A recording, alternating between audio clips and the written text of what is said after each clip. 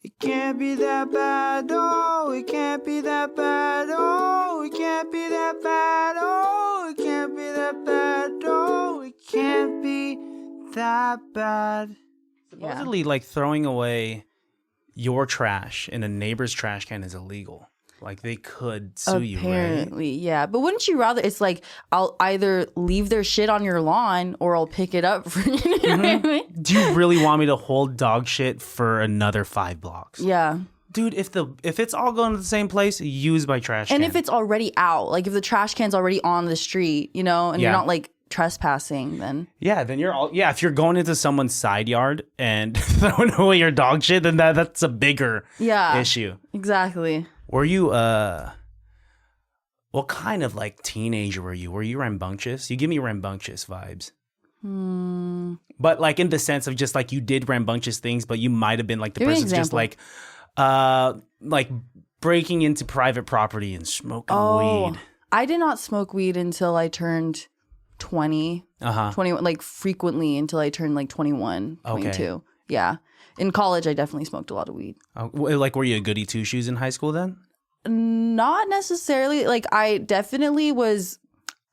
I'd say my dad would probably couldn't call me like rambunctious, but I see. Major like ADHD child, no exaggeration. I would do until I got my back surgery. I was doing like parkour everywhere, all the time. Really? Super high energy. I did gymnastics growing up, but then I had really severe scoliosis. So. Oh my gosh, I'm so sorry. Oh, I'm so sorry. It sucks that when you're young, we have this energy where we feel invincible and that we'll never die. Because like I'm 32 now and I'm feeling 32. Thank you so much. Thank you so much. I mean, to be honest, I lose a lot of weight when I get anxious. So I've been going through a lot of anxiety. So that's kind of like stunted my eating. And now I look good and it's helping. Oh, no. But it helps my anxiety when I look in the mirror. I'm like, okay, at least I got this going for me, Christian. That's me with like my skin. In a way, like if I'm like stressed about all these other things, and I'm like, I don't have this, then I look and I'm like, at least my cheeks feel soft right now. Wow. It's like the one thing I could rely on. You do have good skin. Thank you. You get carded all the time, don't you? Yeah.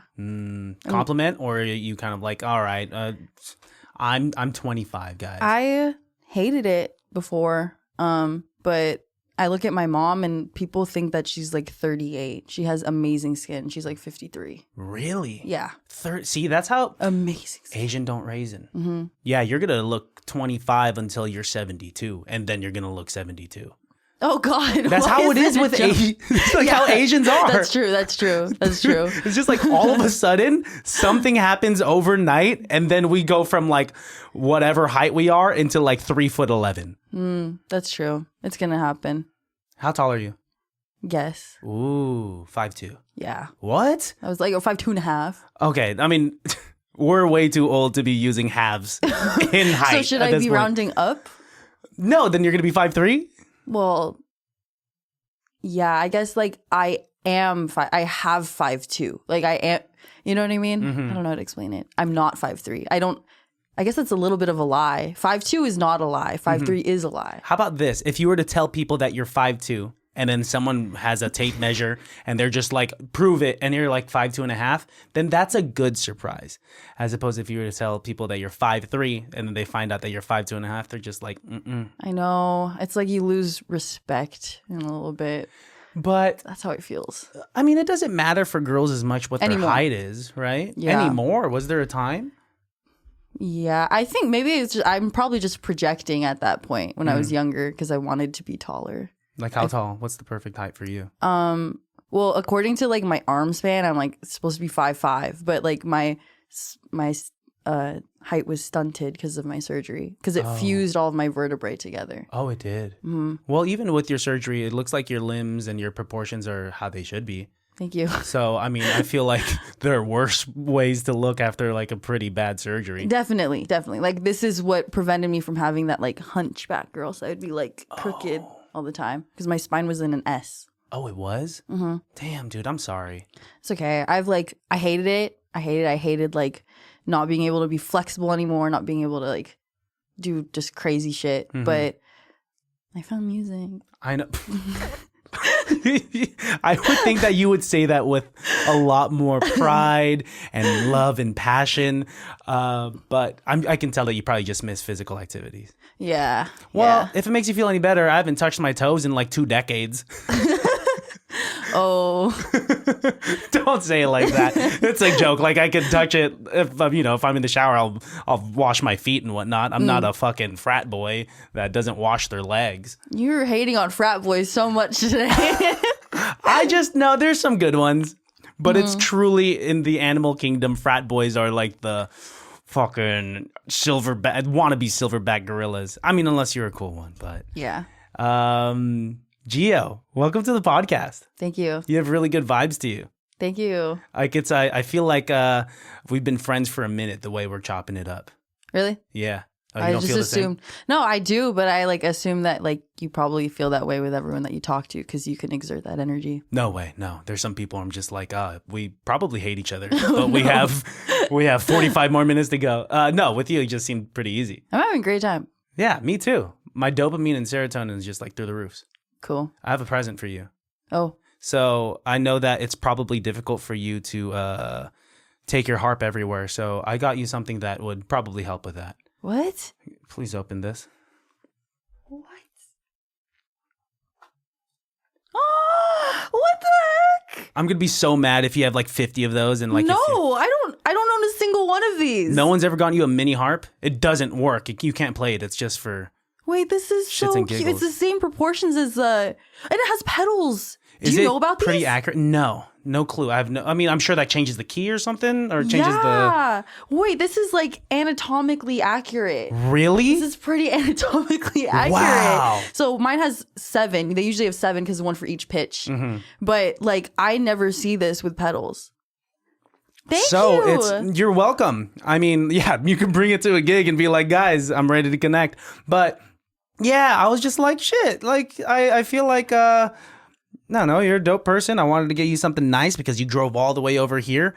I did get this when we first tried to plan our like in first January, podcast. February. Something like that, like half a year ago, dude. Holy shit. Yeah, and I was like, oh, I want to get her something nice. I did not get the first thing I saw on Amazon. I scrolled for like a good 20 minutes and I was just like, this one looks nice. It looks just like mine. That's wild. Wow. Did you see my little dog stuffed animal that I have? Like I posted a reel for the first time. I did like Mac Miller's congratulations. Yeah. It was my first post and I put my dog and she's like this big. I'm going to put it next to her, like next to my harp. And it's like they're the same size. Dude, I'm honored. That's yeah. so cute. I'm glad you like it. I was kind of nervous. I was like showing some like friends before you came over and I was just like, is this dumb? And they were like, she probably has like 50 of those. And I'm like, okay, well, I'm gonna give it to her anyway. I have like an ornament, but it's gold. It has like a Cupid on it that's white. White person Cupid. Wow. Yeah, we don't want a white Cupid on an anatomically incorrect harp. You know, like the gifts, like what is it called? Or like stickers that you have on Instagram and you search harp. I don't know if you've done, you probably haven't. I know. Harp stickers. No. Yeah. Well, I do that sometimes, right? When I'm trying to, now there's an emoji, which is really nice. You did post about that. That's cool. Yeah. But searching it, it's always like a white person playing the harp. It's always, or a man or a like, yeah, you know, that kind of thing. Yeah. So I don't know, like Seiji has a bunch of like gifty things, you know, like the hyphy stuff and like all that. I'm like, I want to eventually make some of like me playing the harp or like gigging next to a harp. You That sounds should. kinda cool. That would be, I think that's what's working out so well for you is that there's so many layers to what you're doing and it's so different. You are a Definitely. brown woman playing the harp, which is, like you said, you could rarely find on the internet. Is harp not a brown person thing? I've learned that there are so many more POC harpists than I knew of. Like I didn't have no, that's a lie. I had one harp friend like my entire life of playing harp. I only had one. And she and I went to the Czech Republic and Austria together when we played back in high school, which was really cool. But she was the only one that I knew. I didn't know a single other Southeast Asian harpist. What? But now I've met many. One of them is like Janae Aiko's harpist. Her name's Gracie. She's a little bit older than me, and she's amazing. And I went to this one harp event. It was called like 1,000 Strings. I forgot what it was called. But it was a fundraiser for LA. And there were like 20 harpists that went. Maybe and that's even the more most than that. harpists you've seen in one room. I'm the only one that drove from the Bay. Everyone else is from LA. Whoa. But it was really eye-opening because I play with the guys, right? And we obviously play very like unorthodox music for classical instruments. I pulled up, didn't have a chair. Everyone had like a professional like piano harp bench. Everyone had a music stand and an iPad for their music. I didn't come with a bench. I didn't come with a music stand. And I definitely didn't have an iPad to like show music because I only play by ear with the guys. Whoa. So I was like, I felt so dumb. I was like, I don't belong here. Like, I don't know what's going on. I would give yourself more grace because the way you described it is like every main character's origin story in a movie, you know? Yeah. It's just like the underdog. Yeah. Like if I were to go to that event, see 21 harpists and the rest are like polished and well prepared, and I see you like coming in with... I looked really unprepared though. I felt like super unprofessional. Yeah. And I'm thankful everyone was nice, but even still, I like visually, I was like... Yeah. And I'm representing the Bay. I'm like, luckily I made it work. You know, like I played the way I usually do. That's all that and everything. matters. But from the outside looking in, I was like, this doesn't look right. But I don't know. That's all that matters is like the end product. Can you work with what you got? Because I've done some gigs. I told you I was a singer, and like I've done some gigs with like random jazz musicians. Some are really fucking late. Some are really underprepared. Some are like just disheveled when they get to the venue like 2 hours late. And you know, that's not the best look, but like the end game is like, did you kill it? And it's obvious that the world fucking loves you because you've been killing it, girl. thank you. You don't take compliments well, do you, huh? I'm not used to it, like on camera getting a compliment.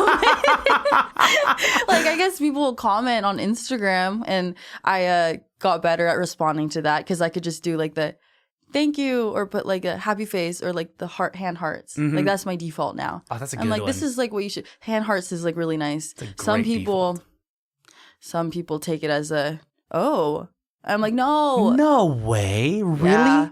Yeah. Dude, I have trouble understanding emojis. There's too many. I mean, like, are you with it? Like, you understand like the meaning of emojis? Yeah. I feel like I have to.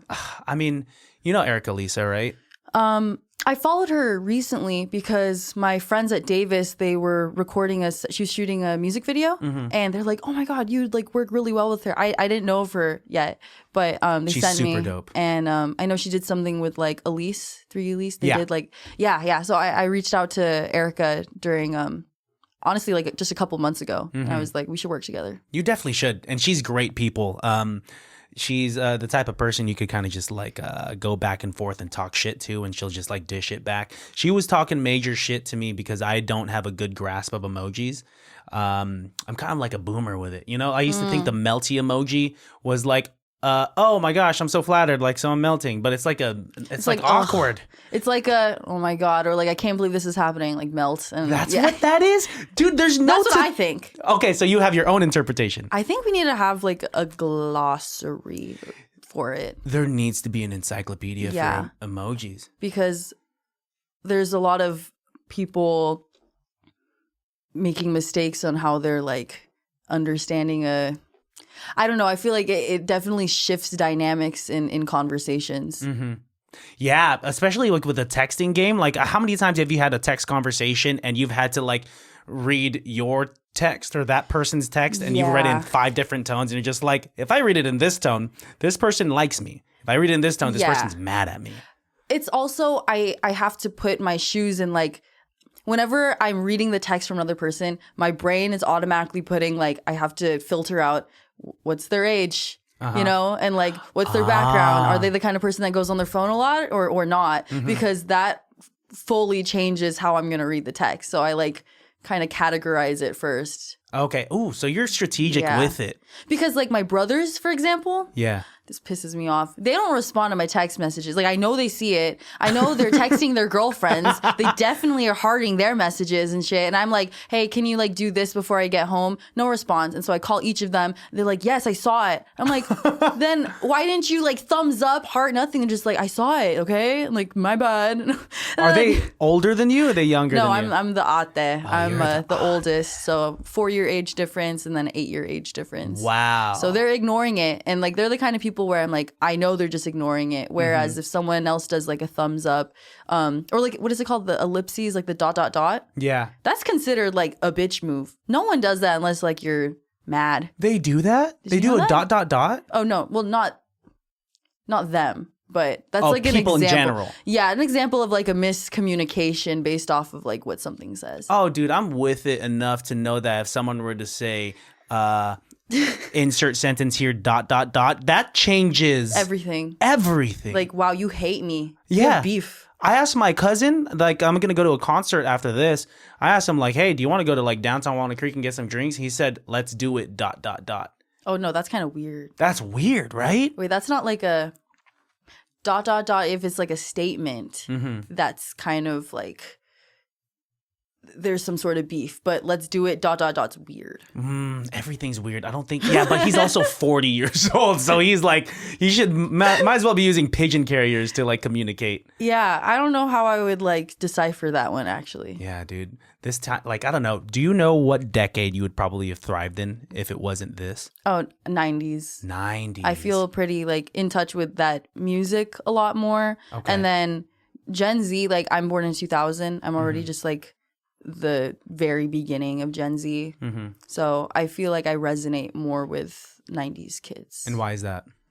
I think music is a big part of it for sure. Yeah. But also how attached people are to their phones.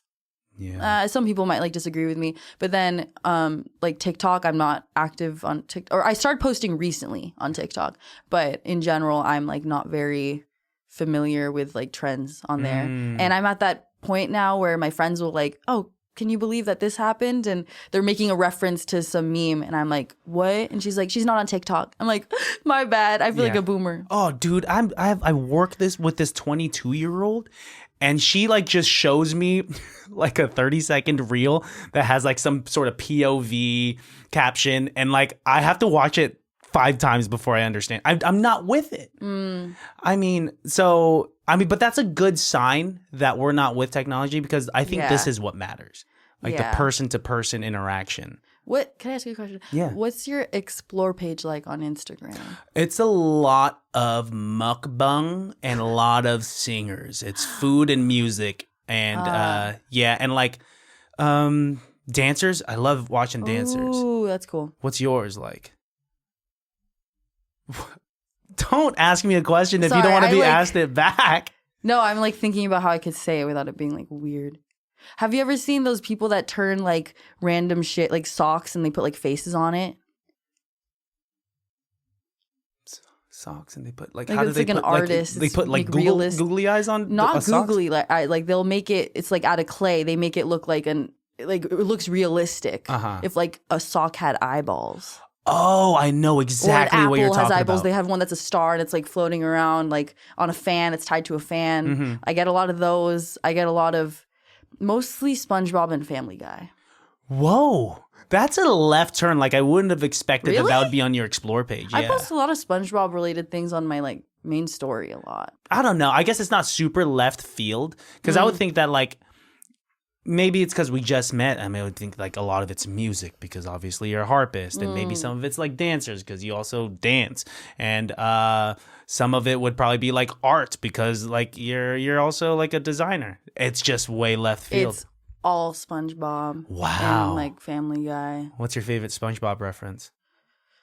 There's a lot. It's probably in my like everyday vernacular. Really? Like it's you just reference it all the time with your homies?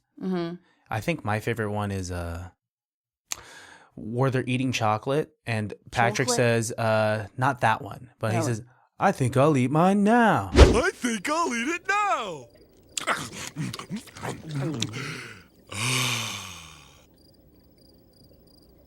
think I'll eat it now.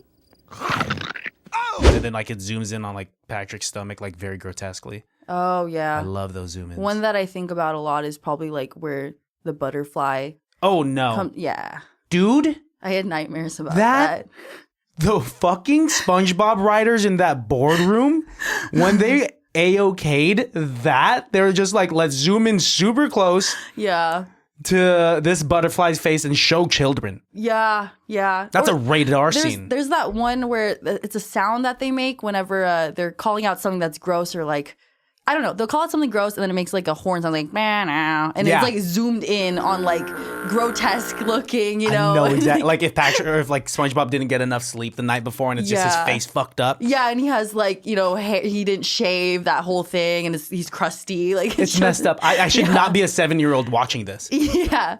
It's like Happy Tree Friends. Did you ever? That was so surprising to me because they just start killing each other. They just start Yeah. dying, right? I was just talking to my friends about this yesterday. My mom didn't know it was bad. She found out 2 years ago because when I was little, I was like 7, 8 years old. She would put it on for us. I'm like, Mommy, can we No watch Happy way. Tree Friends? Yeah. It looks really cute on the outside. And I'm like, can we watch Happy Tree Friends? And she would like put it on. It's like, na, na, na, na, na, na. Like Yeah. that's the sounds that they make. She puts it on, leaves me and my 3-4-year-old autistic brother, right? He doesn't know what's going on. He's like, he understands kind of what's going on, but at the same time, I can't believe I'm just showing him death. Yeah. Like gruesome deaths. And I'm like, let's watch this, Nico. We're at the edge of our couch just like watching fucking 8 episodes in a row of Happy Tree Friends. No And my mom had no way. idea.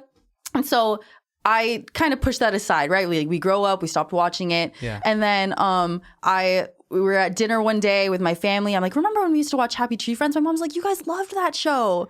Something like that. And then Nico's like, why would you let us watch that? And I'm like, yeah, seriously. And my mom's like, what do you mean? I'm like, what do you mean? What do I mean? That's actually crazy now that I'm looking back. And I showed her video and jaw dropped. And she's like, this is what I would...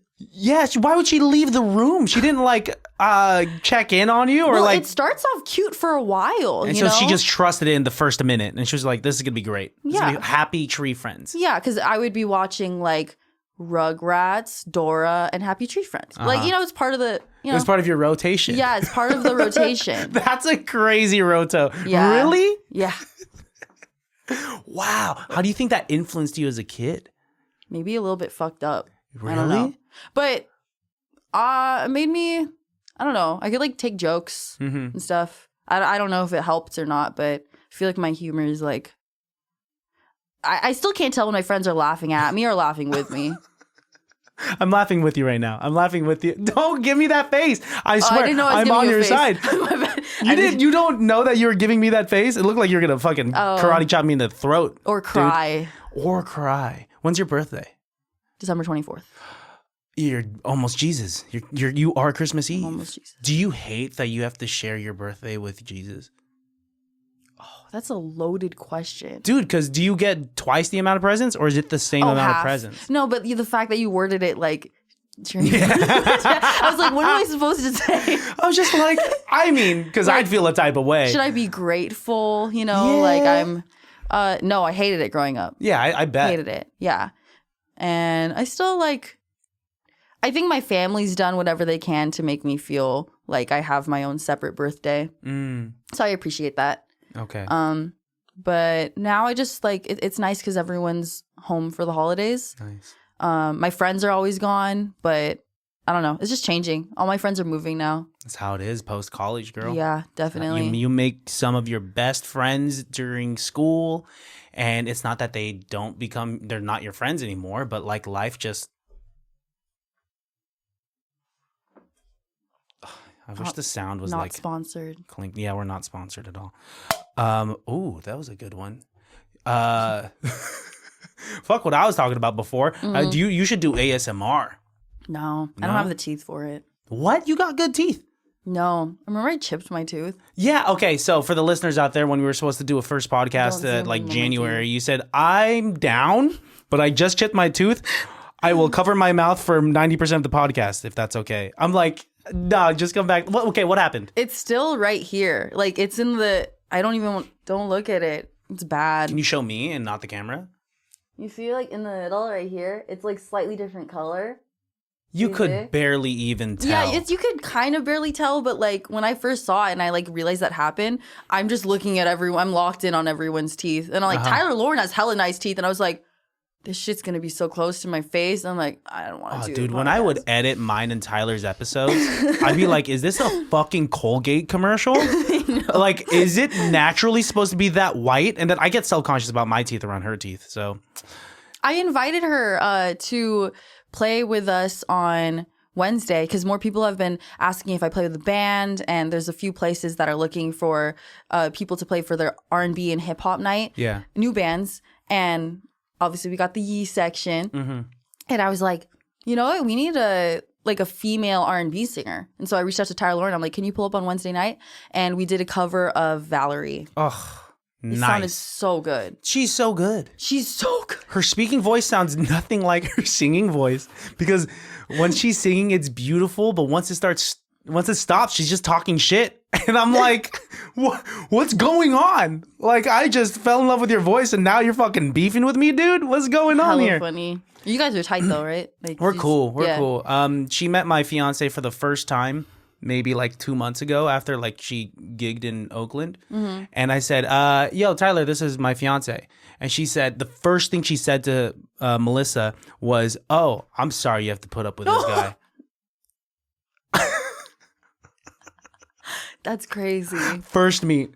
And they got along so well. She was just like, you get it. My fiance was like, you understand? Like both of them. Oh my God. I'm like, yo, are we cool? Like, what did I do? I think I'm a nice guy. I don't know. Maybe I got some like weird. You're just weird, maybe. Yeah, I got some weird. What are some weird things about you? I guess the like explore page is kind of weird because I'm giving you like the surface level. Like there's some like, you know, those are the things where I sleep really, really late. Mm-hmm. And those are the things that go to my best friends like in the reels. And she's, you know, like one of those, what the fuck did you send to me yesterday? I'm like, I don't know, but I had to see it. So now you have to see it too. Yep. And then when someone sends you the reel and you click on that video, it fucks with the algorithm. Yeah. So my algorithms, they're 10% of it is kind of fucked up because I have some fucked up friends where I'm just like, God, why did you send me this? You know? God, we're cool. I'll just be transparent, right? You what? We're cool, right? I'll just be transparent. I think so. Okay. I had one homie as a joke send me one breastfeeding video and it changed my algorithm. Oh, I thought you were gonna say, and it changed my It life. changed my life. I have a newfound respect for mothers. Yeah, no, now just like my For You page is always trying to like slip it in and they like don't censor anything because it's Pause. educational. Oh, the slip it in part? Yeah, I'm sorry. I have a That's What She Said list on my phone. That's probably weird. read it out. You sure? Yeah, this podcast is kind of like uncensored. I made this in college. Me and my roommate would do it, and then it kind of got bad because it was like addicting. And whenever I was with other people, like when I started hanging out with the guys like Simon Clay and stuff, and I'd be saying it, and I don't remember who had said it, but like, bro, really? Or I'm like, oh fuck, this is not the same crowd that I'm like usually around, because it would be like 10 times a day. Yeah. You can make a lot of That's What She Said jokes when you're at a grocery store. It's insane, especially when you're hungry. Oh, dude, do you realize how many phallic objects are in a grocery store? Look, That's What She Said. Read your favorite ones. I don't have favorite. Usually I'm just like, tell me when to stop. Stop. What are you doing? A fucking magic trick? No, I'm like just trying to click on a random one.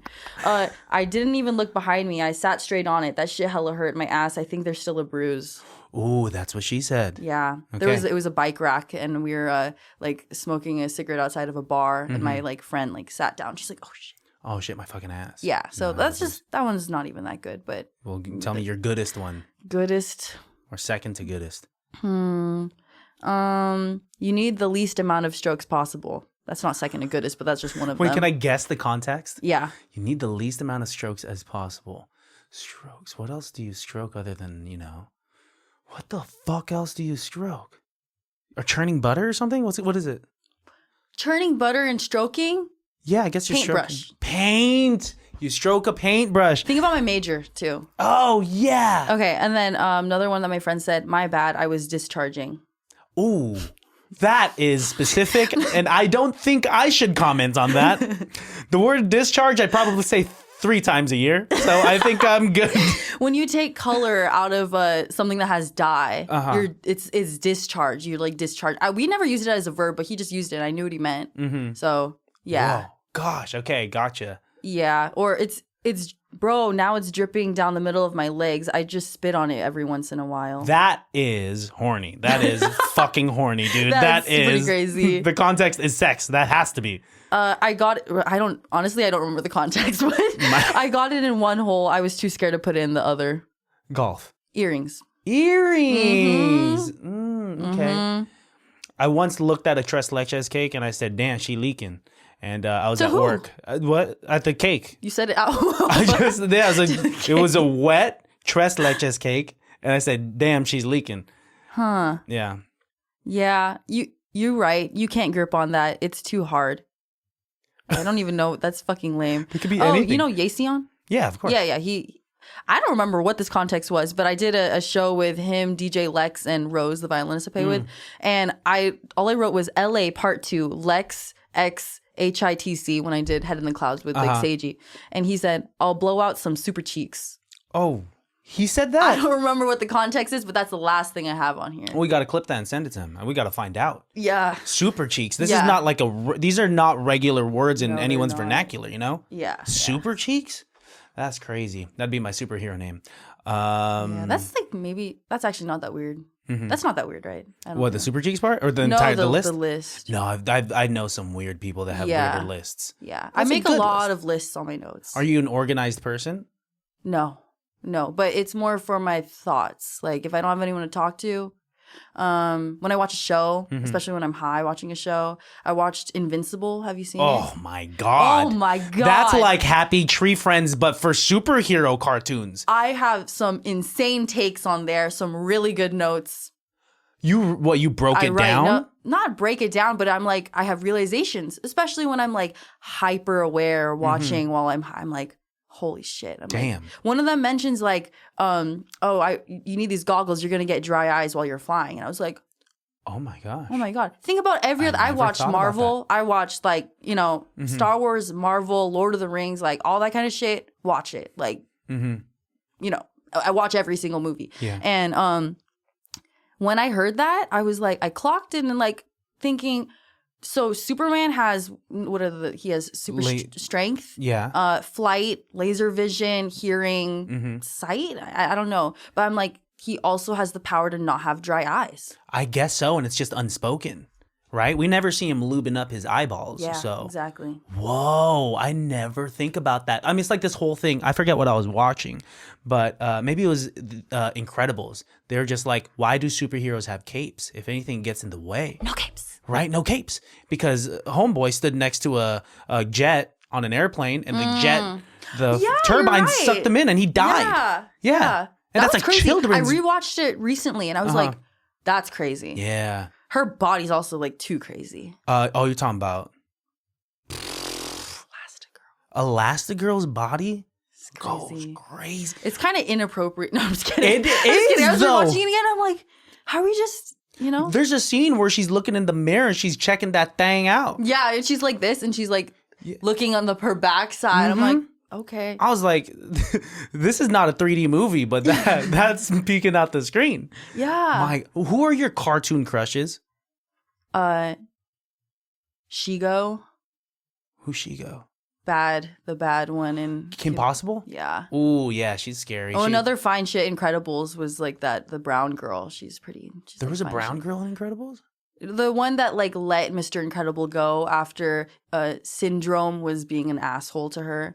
He was fine with like, cause like, what's his name? Mr. Incredible was like, I'm gonna kill. What's his real name? Do you know his real name? I don't know. Bruce?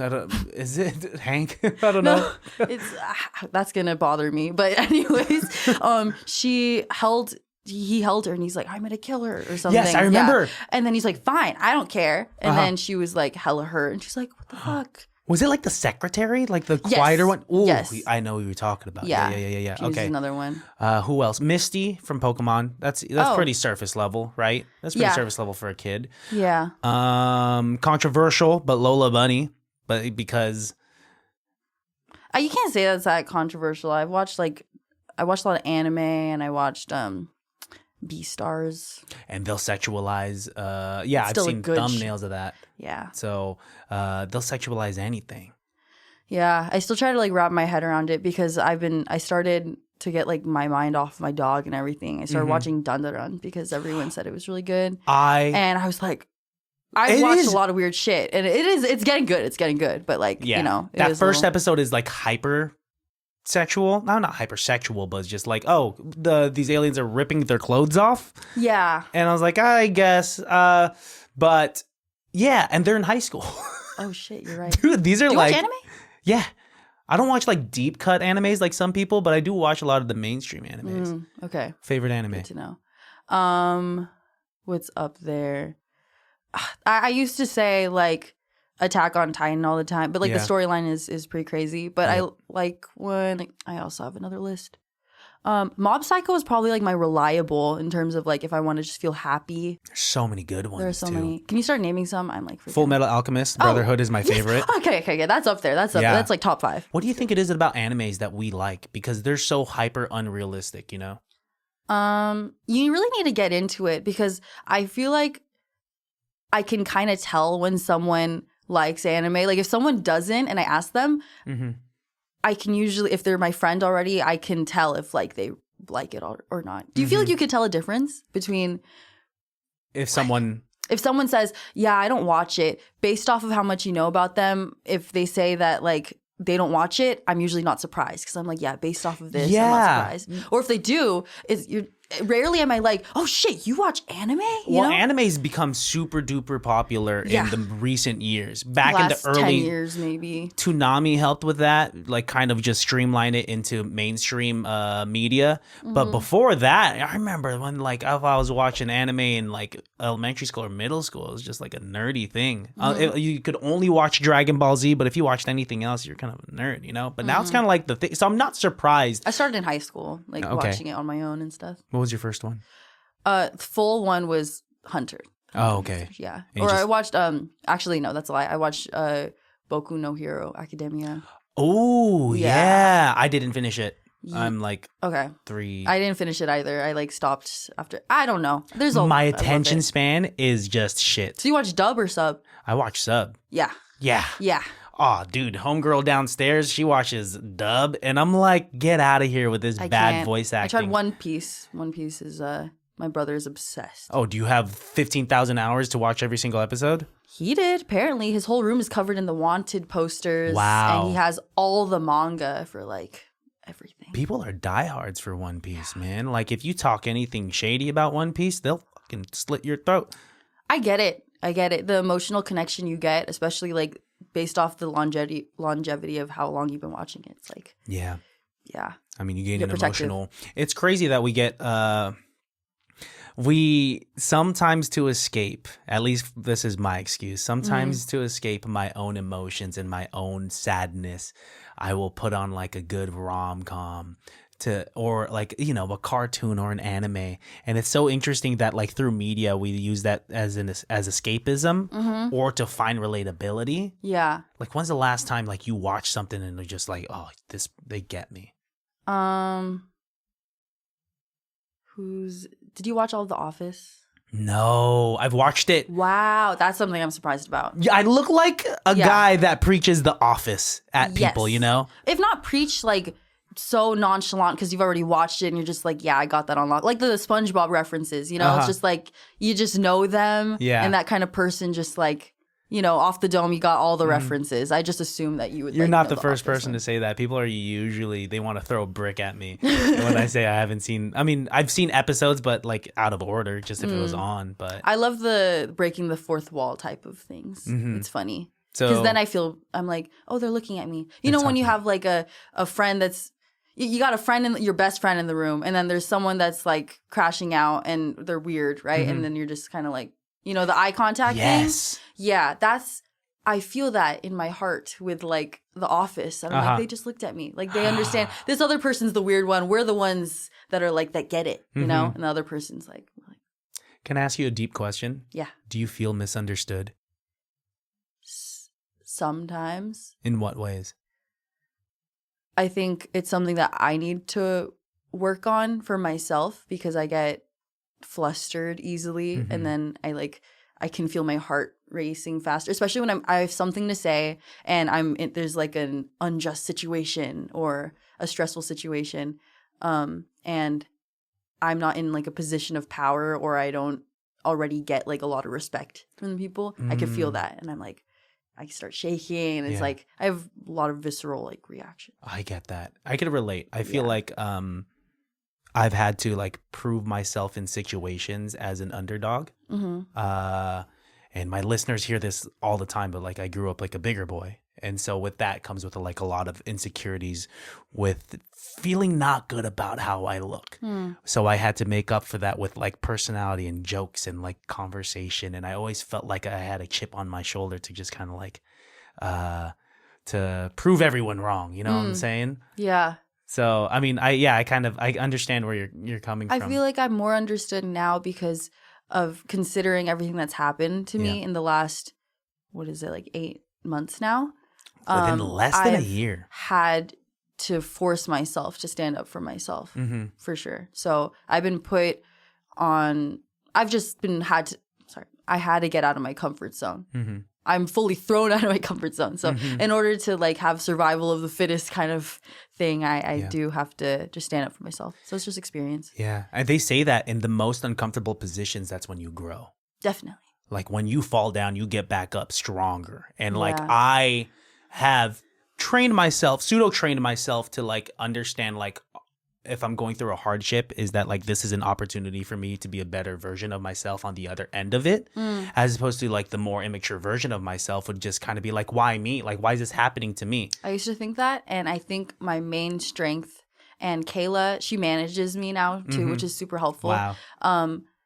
My strength for sure is finding the silver lining in like everything. And I went too overboard at one point where it's like I'm kind of becoming blind to the bad things that are happening. But my strength for sure is like, I think all my friends will say, it's finding the silver lining in anything. Are you an optimist? Yeah. Nice. Me too. Yeah. Super optimistic. Would you get shit for being an optimist? Sometimes, but I feel like the times where I am really pushing out my optimism is when it's just needed the most. I'm not just doing it in like, or else you're obnoxious. There's a line. Yeah. So I do it to balance out my friends that are like super stressed. I'm like, I need to, balance it out. Lift them up. Yeah, for sure. Yeah, because I think a lot of people more so nowadays are either pessimistic or realistic. I grew up optimistic, and then like I went through shit as every like mid 20-year-old would, and then I became like, okay, maybe I'm more realistic. But I think I'm on the upswing of being like, hey guys. I went through a lot last year for sure too. I was in like full transparency. I was in like a 6.5 year relationship. And it ended pretty badly. He left out of nowhere. And my 2 closest friends were both international students from Japan. And so at Davis last spring, when that ended, they also like right when he broke up with me, they also like their visas ended up like they had to go. leave. Yeah.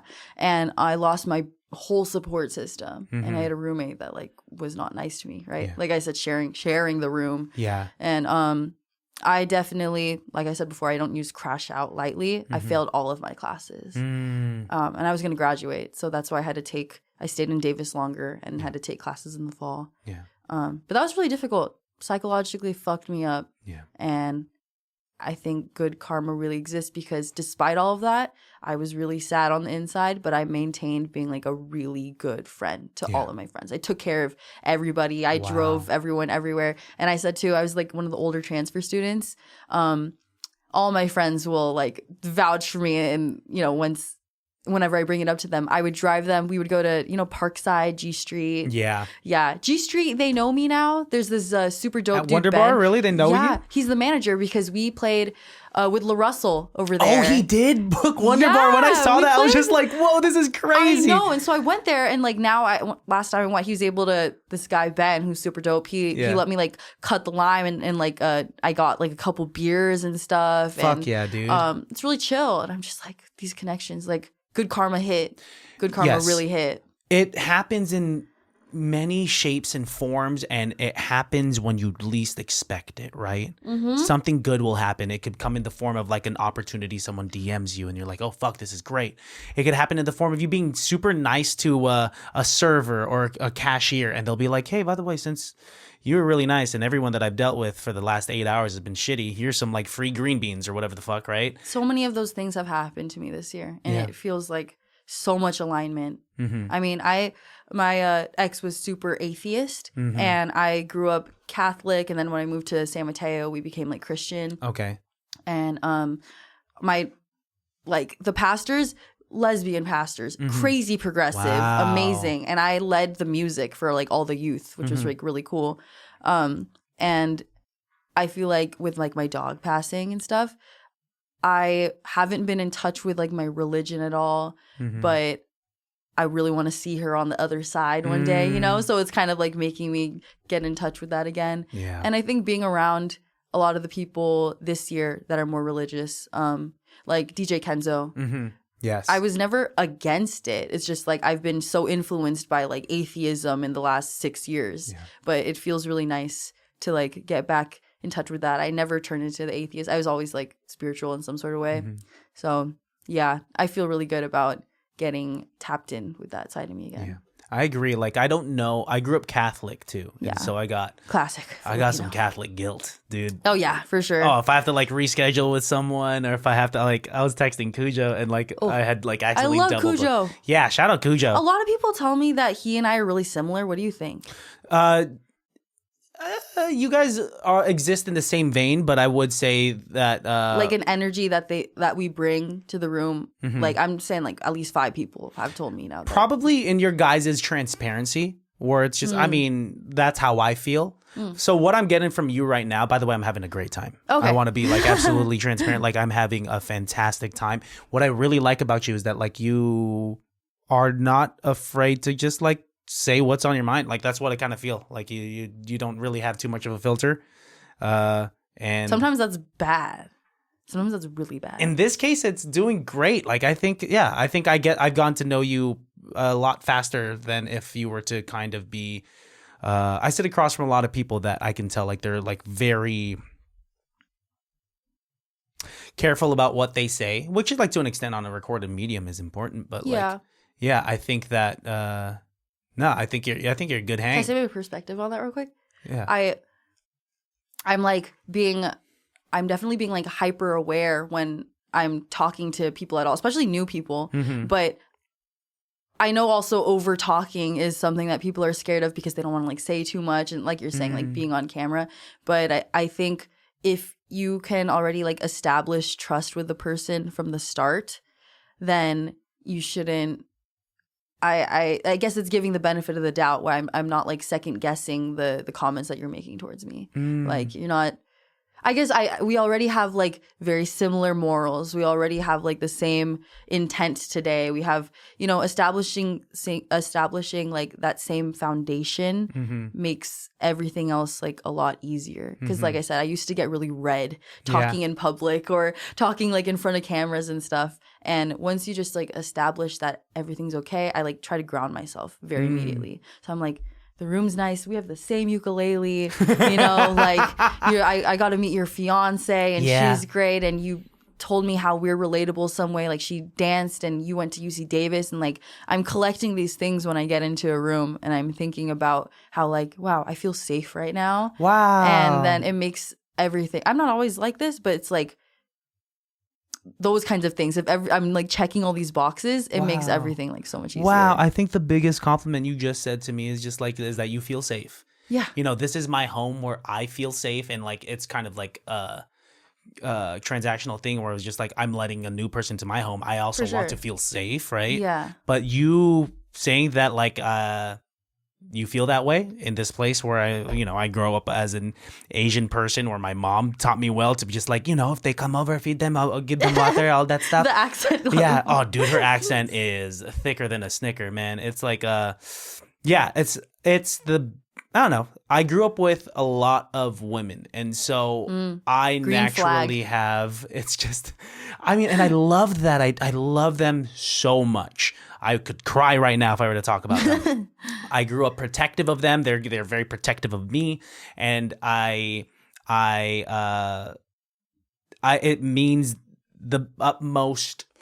It is just the most important thing for me to know that they are safe and loved and well. And so like especially when another like female comes into my life and they're dope as fuck and they come into this place in their home where it's a stranger, and I understand like our guards are up, like my main concern is like, yo, I want to make you feel safe, especially if you're good vibes, and you are good vibes. I feel safe. Yeah.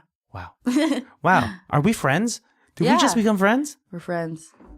You Fuck should yeah. listen to our Yee Section song. We came out with like a song called "Do You Want to Be My Friend?" And it came out of a joke where Kenzo would always say like, "We have a friendship contract," and it's a really good song. Wow. It's a really good song. We made it right before the Black Joy Parade in Oakland. We went over to Clay's house, and I don't remember. I was just singing random shit too. He was like, "Do you want to be my friend?" I was like, "Do you wanna do?" And then it turned to, and then everyone starts singing. It's like, "Do you wanna be my friend?" And then it's a whole song. It sounds really cool. That's beautiful. Yeah, I'll show and that's you what I later. like hanging with creative people.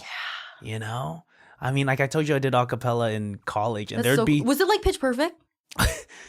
not necessarily where we could just like, all right, guys, let's go battle this other a cappella group, and like here, let's go come up with 32 bars that we never heard of in in a key that we didn't practice in, and it's not like that. Like we had to rehearse. What our band is though. I mean, but you guys The same thing. could. I mean, you guys are really good. You guys are theoretically trained. Yeah, you guys must be. Simon is. You are, and so.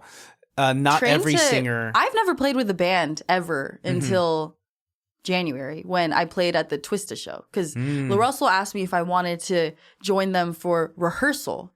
So I texted Harry Yeah. and I was like, because I reached out, he followed me and I was like, oh my God. The only thing in my head was like, this guy with 50,000 followers followed me? What? Like at this time I had barely 1,000, right? I was so confused and I was just like freaking out about like, oh, look at all of his mutuals. Look how many famous people follow him. This is so cool. And where the fuck was I going with that? Because I started getting excited. But let's actually get into that. Like when did everything start? And whatever your definition of like the beginning is, begin there. So I lived elsewhere for the last like 4 years because I was in college. And the only times I got to play harp was when I was home for the holidays because that's the only time living at home. So like Thanksgiving, maybe I practice for a bit. Winter, I get to practice because I'm home for like 2 to 3 weeks. And I guess it was the first time I've been like getting back in touch with like my harp playing because to be like fully transparent, my ex, when I would play sometimes, I'd practice a lot. No hate on him. Like clearly there's just, I don't know. It just wasn't a fit, right? Yeah. So I would play and then sometimes I'm like, I practiced this song for you, practicing for a long time. And then I'm playing piano because I self-taught myself piano and stuff. Wow. And then I hear like TikTok all of a sudden. Like while I'm playing and I'm like, and in my head for the longest time, like, damn, I'm shitty. Like, you're not that good. Like, clearly the person that like loves you the most doesn't want to listen to you. That's what was going through my head. I know it was dumb, but I was like, what? Hearing that from, we were together since I was 16 up until I was 22. That's a long ass time. 6 years is long, dude. Long ass time. Don't start dating till you're 21. Jesus Christ! High like school I wish, into college is that's a commitment. And it was healthy until it wasn't. Yeah. He ended up becoming a frat boy. I think that changed a lot. Fucking wash your dishes, man. Fucking don't put a trash can in your bathtub. Literally, man.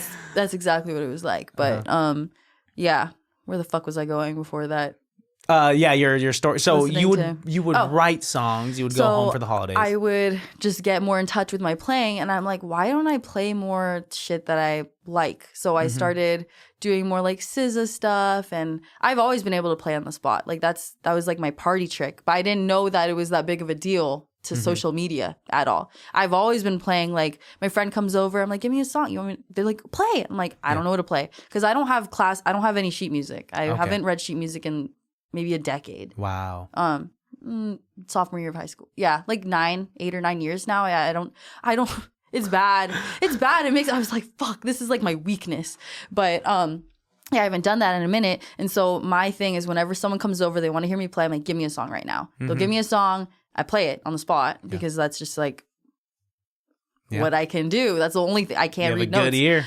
And yeah, I'm thankful I could recognize that as like a strength now because before as conditioned, especially in the classical music scene, like you can't read notes, like then you're bad. It's either you're a good student or a bad student. And based off of how I learned, I wasn't learning how to harness the power of like hearing the music and just like playing it by what you feel and hear. So I thought I was a bad student growing up and pushed myself down all the time because of that. So I tried learning a SZA song. I think the song is called Kitchen. I'm blanking. But I learned it. It was like the last week of December. And I posted a story of me saying like, what is it called? One of those polls or the question box. Like guess what song that I'm playing right now. One of my friends that I just met like a couple months beforehand, he's super dope. His name's Donovan. He said, Mike Sherm, Asshole. That's not the song, clearly, right? But he's like, Mike Sherm, Asshole is the song that you're playing. And so I posted on my story. I was not very public on my story at this point, but I posted a video and I was like, that's not the song that I was going to do, but I'm going to figure it out right now because I think it would be funny as fuck. Yeah. Word for word. That's literally what I said. I posted on my story and then like playing it live, like da-na-na, da-na-na-na. And I just showed myself trying to learn that. And I was like, this is kind of funny. Yeah. Right? So I posted that and a lot of people were reacting to it. So I was like, I feel like I should learn the whole song, And so it was like 2 a.m. My house is, at the time, I had like 2 dogs. You could hear them walking everywhere because we have like hardwood floors. And I have 2 younger brothers that were playing video games all the time and like screaming when they're on it. So the only time I could play harp was 11 p.m. to maybe like 2 a.m., when the house is quiet. Yeah. I lived across the school too, right across an elementary school. So I could only play when it's like super late at night. And so I played Mike Sherm's Asshole and I'm the second part, like the B part, like the dun, dun, dun, dun, dun, dun, dun, dun. And I took a video of that. That shit went viral on TikTok.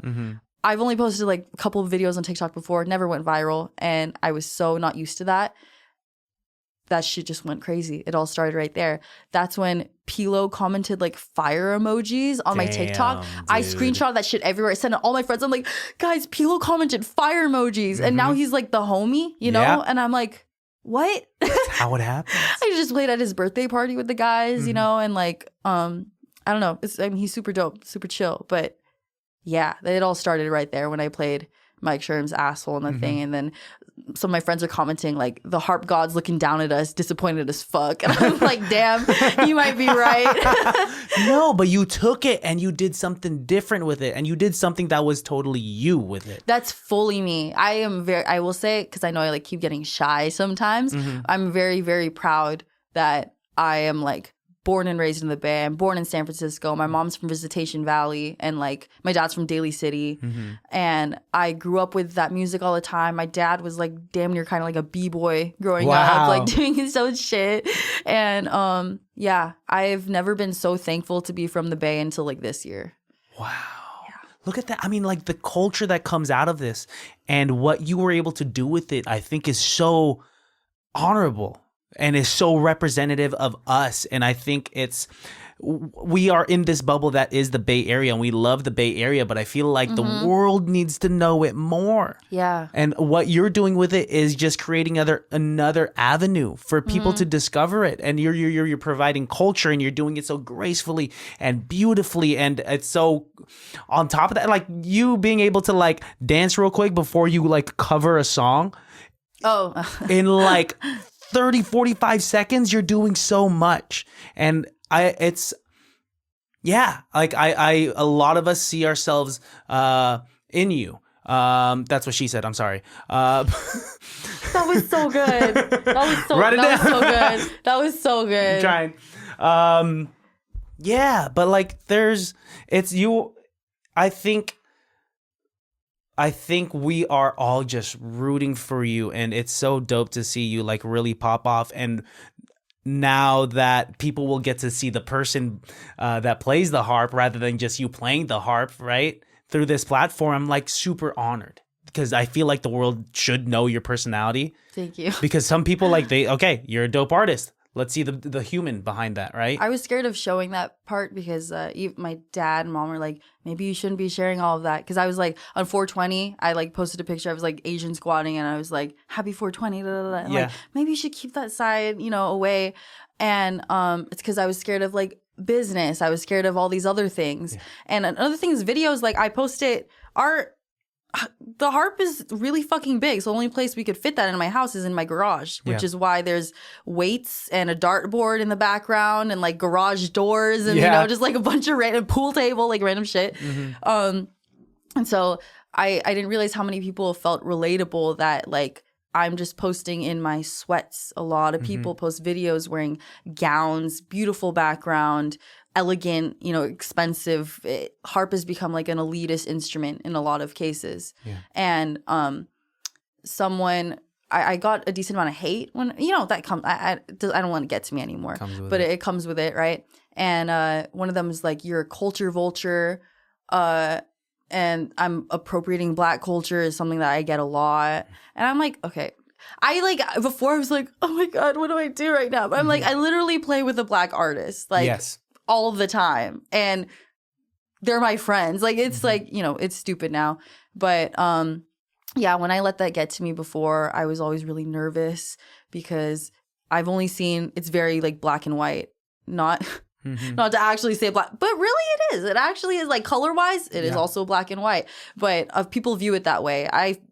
It's a mix of everything. I try to include elegance in the way that I'm playing, and there's just such like a strict regimen that a lot of harpists do. Like I said, you needed to have the chair. And I used to feel bad about that. I don't feel bad about it now. I will say I'm proud of like being able to stand up and play. I'm like, why would I sit down? Sure, you're trained to do that. But how am I supposed to dance if I'm sitting down? Mm-hmm. You can't be doing this and I'm playing blow the whistle and I'm like, yeah, I can't do that. You have to. You gotta fucking dance. You gotta. Mm-hmm. And one of my videos randomly went, not like crazy viral, but like it got tens of thousands of views from my friend. I was playing Blow the Whistle at Kayla's birthday. I went to Tiburon and played at some cocktail bar, and her friend was twerking next to the harp. And people were like, that's my kind of function. And I was like, damn, these are actually the vibes that I will bring to any given function. Mm-hmm. Let's say I have a harp. Yeah. Yeah. Dude, that's fucking dope. That is so dope. I mean, the fact that you're able to do that, I feel it's never been seen before. It's definitely the first, like the whole hyphy harp thing. I was like, cringe. But no, I mean, what else are you going to call it? At the end of the day, hyphy is the bay. Harp is what the instrument is. Yeah. That's all it is. And so that's what people will call me sometimes. Well, from an outsider looking in, that shit's dope. Like, yeah, that shit's not cringy. I think there's no other phrase for it. I think about that a lot. And look where it's brought you, Yeah. And it's not like you just picked it up and you're just like, I learned the harp 3 months ago and I'm going to play a bunch of too short and like T-Pain on this thing. Yeah. And we'll see what happens. It's crazy because I've been doing this for like a decade. I've been playing whatever people are requesting, but this is the first time I recorded, December was the very first time I recorded hip hop on it. And I've seen so many other artists like do hip hop before. Like before Seiji, we did like a live session and him and his brother reached out to me. I thought that was so cool because I was a big fan since I found him like last year. He sent me a video, and this other artist, Sarah, who's in LA, she also plays harp. She's done things with also like Shorty and Seiji and stuff. So I've seen that before, but I guess it's like the Bay energy. Yeah. Stuff like that is definitely like inspirational. I'm like, I'm not alone. This isn't that weird. It's not that out of the ordinary. Yeah. But being with the guys that are also from Vallejo, Oakland, San Francisco, the energy is irreplaceable. Yeah. Because You now don't I find that play- anywhere else. Definitely. And talking to all my well-traveled friends, they're like, if I'm in a different country, if I'm in Europe, if I'm in Asia, and I see someone dancing a certain way, you could tell if they're from the Bay. Yeah. Like immediately. I'm like, you're so right. Yep, because, you know, if you played Blow the Whistle at a fucking club in the East Coast, you could point out who's bouncing the way that people from the Bay would Yeah, bounce. bouncing. Because it's such a, you're not afraid to look stupid. Nah, fucking Mac Dre. We get stupid, yeah. Yeah, definitely. So I take so much pride in that feeling now. And I also brought one of my friends from my international friend from Japan. I brought him to the Roots game with La Russell. Wow. He was visiting. You know, he's kind of quiet. Japanese people in general are just like a lot more reserved. And he's like, you've brought me to some crazy things. I brought him to an Oakland house party. Holy shit. That's Yeah. different for an It was an international house. Cam's birthday. Oh, dude, I was trying to go to that. You I was should've. trying to. I brought my friend there, and he's like, Yo. It's already, for someone that's never even been to like a house party, it's already like, but if you're from Japan, Yep. and he was like, what the? It's different. Japan is around a bunch of creatives, too. Yeah. Dude, Yeah, yeah, it's a exactly. musically charged house party. Yeah, that's exactly what it was. And he went to the Oakland Roots thing, and he's like, we're in the golf carts going around the Coliseum. Yeah. Drive, and he's like, thank you so much for this like life-changing experience, because I don't know, that's 1 in a million. Yeah, not a lot of people get that opportunity. Yeah, in America. Yeah. Like now you're a Japanese person coming to experience this. Exactly. Like you are getting to experience. I went to Outside Lands and I saw your face on the screen. What? Yeah. Why didn't you tell me earlier? No, because I'm not going to be the type of dude that be like, yo, I'm pulling out. Like, to Outside Land. hey, I'm here at Outside Land. Like, do you want to like kick it or something? Like, no, Can I go dude. backstage? Yeah, can I go? I'm not that guy. I will pay full price tickets for anything to support my friends. I'm so glad you went to see it. That's Yeah, cool. it was so dope. And then like seeing your face on the big screen as you were playing was so cool. It was really cool. How when did I it saw feel? that. I didn't know I didn't know I was on the big screen that entire time. I didn't know that was me. I thought I was told ahead of time that they were live streaming for like Amazon or something. Oh. Because my dad was like, I'm going to watch it on Amazon Prime. Like, they're like, he ended up getting shingles and he couldn't go. He got a ticket. No. So sad. Shingles is terrible. Shingles is like you don't hear about that too often. No, you know? and he's only seen me play with like one time ever. No. You know, so I was really sad about that. But there's so many opportunities. Yeah, It's gonna exactly. be This fun. is just the start of it. And so that happened to him. And I didn't know. And so when I saw it, my friend showed me a video, jaw dropped. I was like, this is what happened? Because I had like my in-ears on and my brothers came to see. My brothers took my parents, like, took their tickets instead, which was nice. I'm really grateful. Okay. And they've never been to a festival or concert. That was my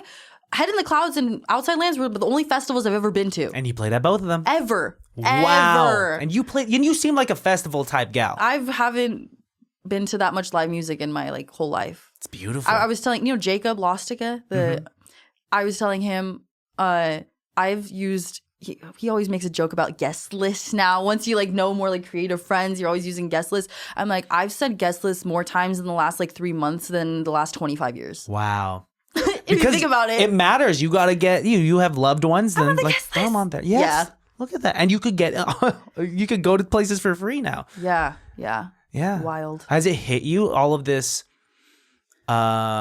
just you kind of blowing up? Like has this attention hit you? Have the surplus of opportunities and like what you've been doing your entire life, and now all of a sudden everything's just happening, has that hit you? Things, I got super, super stressed at one point. I think it was like after Head in the Clouds, the guys were, so I just played with DJ Lex and Rose in Sacramento. I'm coming from San Mateo. So we had to rehearse in Oakland at Red Heron Studios, and then went to pretty far up Sac to go practice at DJ Lex's place. And then we had rehearsal the next day because Rose wasn't able to make the one beforehand. And so we played at Rink Studios in Sacramento at 10, and I'm staying in Davis. And I'm dropping Jacob and Yee Section in Sacramento at their own place. This is all over like 3 days, right? Man. And so then we played, we were like opening before Twee performed at the AAPI festival in Sacramento. It was 105 degrees. Holy I was so shit. stressed, and I've been running on adrenaline since the start. Like right when we had the Twisted show, we had all the Empress Theater shows, and then we had Sunday service, and then we were like with Sweetie, and then it was All Star Weekend. So it was like, you know, adrenaline's just pumping, and I'm like, let's keep it going. You know, this is like super exciting. But once I did more solo things like that was in May. That started getting really, really difficult for me because it's different. I'm very extroverted, fully get energy from being around like my friends and people, and doing more things on my own. Hella draining. Hella draining. We moved, like I said, my 100-pound, damn near fucking 7-foot harp everywhere. It can't be in heat over like 80 degrees. It was 105 in Sacramento. I'm moving that on my own. We had to leave that in like a bank so it could not be in the heat outside. And what? Yeah, it was just a lot of things. So we're there, rehearsed for like 2 days. The event itself ended at maybe like 10 p.m. Drove straight to LA. Really? Straight to LA.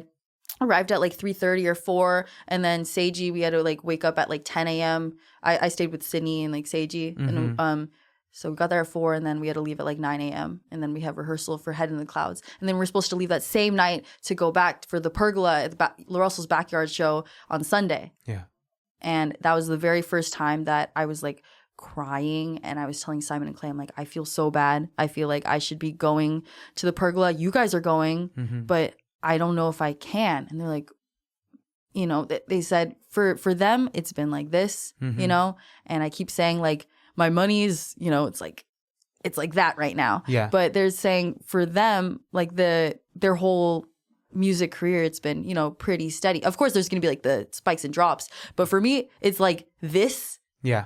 So you couldn't acclimate. I don't know if that was hard to follow. I like was not really paying attention. No, just for the audio listeners, hop on video, please. No, it was exponential, right? Very much exponential. And so I constantly, I'm like, they're doing it. Why can't I do it? And I'm comparing myself to them. I'm like, you can't do it. You can't do it. But I ended up staying there in LA for that extra day. Stayed with some old friends from high school. And I just took a chill pill. I texted La Russell, and he said, you know, like, never feel bad for having your own thing going on. I'm grateful from when you're around, but you like don't owe me anything. Yes. And so it was really nice to hear that for the first time, because I've been putting in my all. I drive a 2006 Honda Odyssey that's like fucked up. And I pay 2 tolls because I have to cross 2 bridges. And I don't think that many people know how much work it goes into coming to Vallejo every time. It costs me like $45 every fucking time I come here. And I love it. I love coming here for the people, and I love doing people like, damn, you put in the work. I'm like, what else am I going to do? Yeah. There's no other like, I am not only doing this for myself, but I'm doing this because I'm like pioneering something. Yeah. You are doing something great, and when you do something great, that always comes with sacrifice. And sometimes we do sacrifice a little bit of ourselves for those things that we love. But also give yourself grace. You're a human. It's okay to have to say no sometimes, and you got a good enough head on your shoulders to know when to say no, because if you spread yourself too thin, then you're only giving less than 100% of who Geo is to people. And I'm trying to be better about getting my proper rest, saying no when I need to say no, and like allocating my time properly, so that when I do spend that precious time, that finite time with the people that I love and the people that deserve the best of me, that they get the best of me. Yeah. Spreading yourself thin is just it's rough, and like, I don't know, you got this. Yeah. It's so much work. So much work moving that harp. Any harpist will know, like, it's that itself. I can't believe I was charging such little. I did like weddings last year, and I charged like $200-$300, and I was like, I didn't understand. You should charge more. Oh, I charge way more now, and I'm grateful that like some of the people that I did it for was like family, friends. Okay, that's good. Thank God, yeah, because other ones I'm like, it's so much work. I'm like, why was I doing that? I was still in school, I guess, and I didn't think about it ever being like my full-time career, so I didn't treat it like that. But yeah, I could go on like hours of tangents regarding that whole thing. But I think I'm at a good place. There's no direction. There's no one telling me what to do right now. Right? I just need to give it my all. That's literally it. Yeah. And you are. And you're doing some great things with it. I am. And you are still being a good human while doing it, which is very important. I prioritize that for sure. That is the number one thing. At the end of the day, this is we only got this, you know?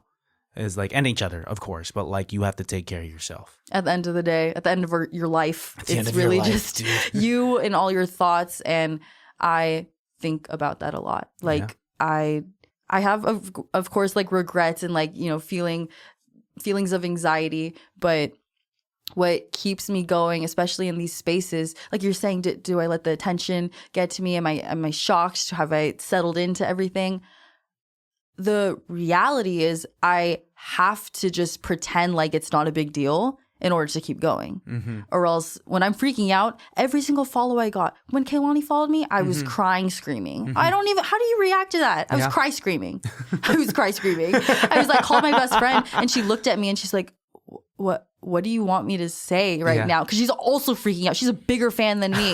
And she's like, I'm sorry. Like, I don't even know what to say. I'm like, I don't know either. You know, it's so confusing. So it's when I'm around my other friends that aren't friends with anyone else in the music industry. That reminds me. I'm like, oh shit, you're doing some crazy shit. Yeah. It grounds you a little bit and you could take a look at the entire thing because you're away from it for a little bit. I get self-conscious sometimes that I'm like, oh, you just keep talking about yourself. Like, you're so full of yourself. But I'm like, it's actually not the full of myself part when I really reflect. It's just the fact I am talking a lot, talking about my experiences, but it's because when I'm with the guys, it's not a big deal to them. Yeah. You know, and I spend a lot of time with them, but it's like, it's just another day, you know? And so when I get the chance to talk about myself to my friends that aren't in the music industry, I turn into that version of me, back January 3rd, 4th, you know, anywhere before January 6th when this became like normal to me.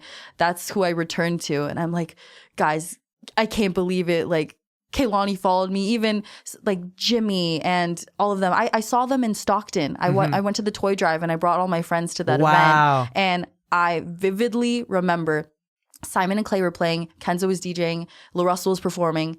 Didn't know them like that. Yeah, I knew La Russell's music, but I wasn't like, you know, I didn't know everything. And I saw Simon and Clay playing live keys with a rapper. That was the first time I ever saw that. And I was like, damn, guys, too bad I play the harp. I wish I could play like in a band like that and play with like hip hop harp. That's so fucking cool. Word for word, I said, too bad I play the harp. And little did you know what was to come. That was in beginning of December, I think. So when did everything hit? What was the moment where the ball started rolling into what it is now with GoodCompenny? So La Russell sent me that DM asking, or people kept saying, they all kept tagging him, work with La Russell. And he DM'd me saying like, let's work, asked if I want to join in for rehearsal. It was not fucking rehearsal. It was the Twista show. That's so crazy. The Twista show, which was the craziest show at the Empress Theater too. And that was my first time in a band, first time exposed to that. I haven't been to a rap concert because I couldn't afford a fucking ticket in years. And I'm like, you know what I mean? I'm just looking at everything and I'm like, it's right then and there when he's like, are you confident and you feel like you'll do good? I was scared. I was like, yeah, sure. Like, I don't know. I had no idea what we were playing. And I asked the guys, I'm like, what? I reached out to Jimmy. I reached out to Harry because they both followed me. And they're like, rehearsal? What do you mean rehearsal? I come the next morning and it's sound check. It's the fucking 15-minute sound check before the actual show starts. Yeah, a 15-minute rehearsal was what it was. Yep. So right then and there, He's just said thank you for coming. Basically, I met Ron Funches and stuff. That was super dope. He was doing and comedy I have there. that one little video that was like, and you have a harp? Who plays the fucking harp? I've never seen a harp in my damn life. You know? And he said he's been to, what did he say? I've been to thousands of rap shows and I've never seen a fucking harp in my life. And right when I heard that and I looked at it and I like watched all these people's stories, I spent like 5 hours looking at people's stories because I've never seen myself on video on a stage before. Ever. What? Ever. Not besides playing at a church. Never seen myself on stage unless I was with a 60-person orchestra or in a church. Never seen myself dancing to like, what were we playing? I remember we were dancing and it was like, y'all gonna make me lose my mind. And just dancing like crazy right next to my heart, playing some shit, doing that, playing some shit, dancing next to Jimmy, and then Blue was like on the stage and stuff too. Yeah. And I was like, yeah, that's when it all started. Right after that Twister show, and he texted me, I'm like, I can't go back. This is the most I've ever felt like myself in my whole fucking life. This is 100% me. There's not an ounce of this that is anyone else but me, you know? Playing the shit exactly how I did it, playing, no music, playing exactly what feels right. It comes from such a specific part of the world where we have an energy like no other country, no other part of the country. That's it. Yeah. Changed my life. It's totally you. It is your harp. It is Bay Area music with some of the most talented people coming out the Bay. And grounded, loving, caring people. And in months, your life changed. And I love to see good things happen to good people. And because it makes me believe that, myself or the people that are listening to this, because there's a lot of creatives that listen to this. If you do the damn thing and you do it for a long time and you do it well and that moment comes, then it could fucking work out. Yeah. It's a beautiful example. Thank you for sharing. I thoroughly enjoyed this. You are a beautiful human. Your soul is beautiful, and I had such a wonderful time. Damn, I don't even know what else to ask you. Oh, I gotta get going soon.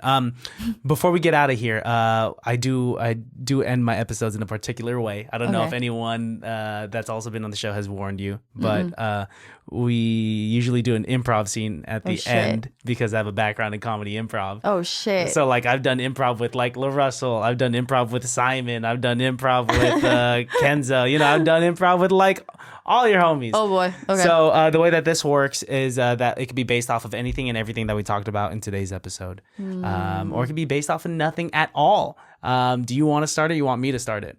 What am I doing? Have you done improv before? No. You just it's off the top of we're just doing a scene, and it's from the top of the dome, Okay. Any questions before we start? No, I think you just have to start it because I don't know what direction to go. Okay. And it doesn't have to be amazing because it's improv. Okay? It's just a fun little thing to end the episode with. Without further ado, baddies, that's what I call my listeners. Can't be that bad.